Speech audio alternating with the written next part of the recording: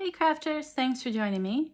Today we're going to make a quick and easy card with some old and new Lawn Fawn products. Hope you enjoy! So I started with a piece of paper that is 5 by 7 inches. And this card will use the More the Merrier stamp set as well as an older set.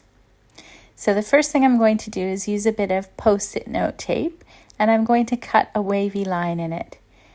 And then we can add this to our card to make it look like the fire is coming away.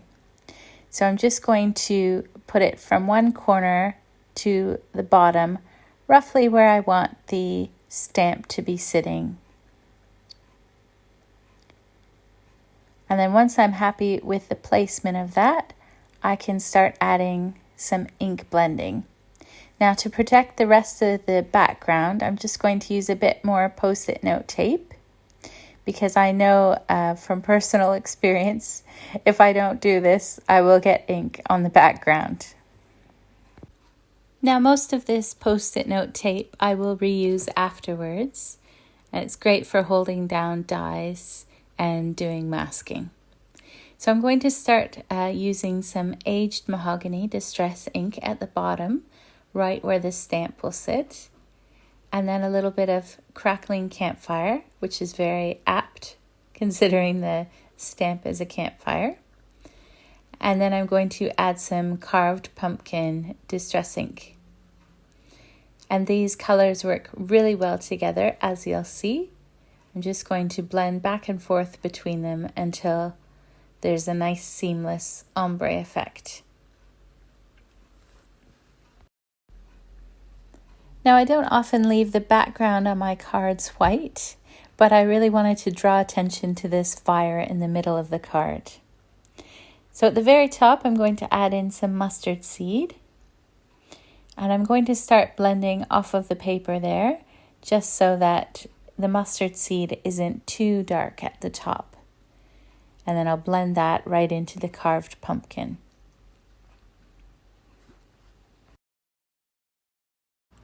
Now you could use distress oxides if you prefer, but your colors won't be as vibrant as these ones.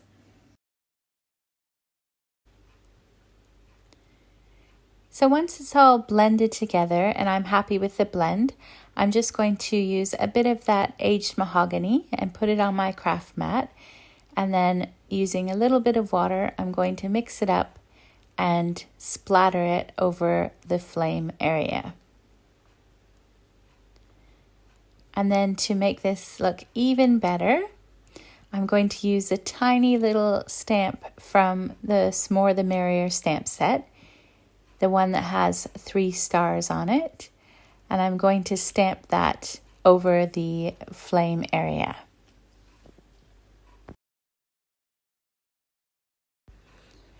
As you can see, this looks gorgeous, and adding little details like this makes all the difference. So once I'm finished with that, I'm just going to carefully remove that Post-it note tape. I can save it for other cards. And then I'll set this aside to dry completely. And it looks perfect. So while I've got my ink handy, I'm going to use a tiny strip of paper and put some of that aged mahogany distress ink on it. And this will be the background for my sentiment. Now I will be using a few of the stamps from More the Merrier, so I'm going to use that fire, and I'm also going to use the sentiment. And this says, "Let's toast to your birthday." Now from the I Love Eucalyptus stamp set, I'm going to use a little koala. And there is a flip-flop koala that you could use, but I don't have that one, so I'm going to create a mirror myself using my waffle flower mini media mat. So to do that, I'm just going to use some VersaFine ink. This takes a bit longer to dry. And I'll stamp that on the mat and then just push my paper on top. Now it's not a perfect impression, but once you color it in, it looks just as good as the other one. Now to color this stamp in to make it look like there's a fire in the center, I used my darkest shade on the left-hand side of the koala, and then I used my lighter color in the middle, and I blended those two together, and then my lightest color on the right-hand side of the koala. And this helps to add a little bit of interest to this stamp, and it makes it look like there's a shadow on the left-hand side. So I'm just going to repeat my Copic coloring with the same colors just to intensify the shadow. And then once I'm happy with that, I'm going to color in his ears. And now you can see the finished koala with the other koala and the fire. And I did use my black gel pen on the mirrored koala just to make his outline a bit darker. So I'm just going to glue my sentiment onto that strip, and then I can cut this down to size. And having my sentiment on that aged mahogany sheet will help to draw in the color from the campfire. So now I can put together the front of my card. So I'm going to start by gluing that campfire in the middle. And I'm just going to make sure that's centered. And then I'm going to use some foam squares and put them underneath both of my koalas so that they're popped up a little from the campfire. Now you could add a ground to this card by using that grass, the Lawn Fawn grass dye, or just drawing in a ground. But I quite like the idea of leaving the background white. Now once I'm happy with where my koalas are sitting, I'm going to add my sentiment on the bottom of the card there. And I added some foam squares behind the sentiment as well. So now I'm going to take my card base, which is 5 by 7 inches, and I'm going to glue this onto the front of the card. Now you could finish your card like this, but I thought that I would add a little bit more on the inside of the card just to make it a bit more exciting. So once that's secured on the front, I'm going to leave it aside to dry and stamp my inside sentiment.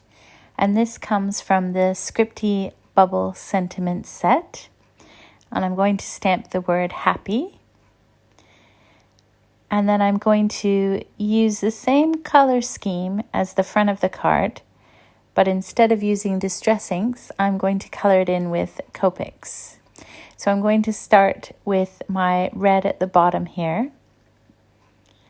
And then I'll add in some orange and yellow at the top. Now, because these colors are quite far apart in terms of the shading, you'll need to go back and forth a few times with your Copics to blend them seamlessly.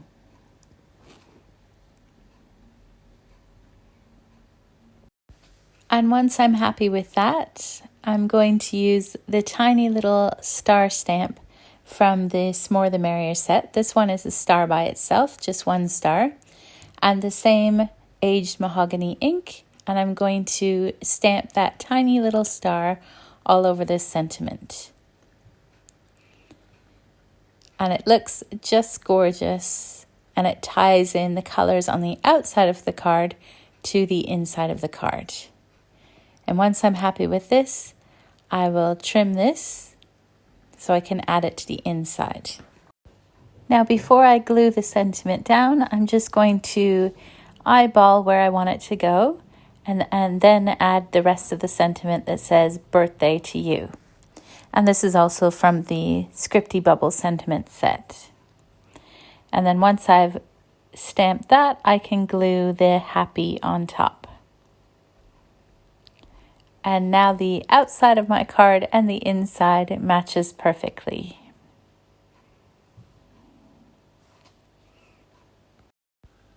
And I'll just give that a few seconds to dry.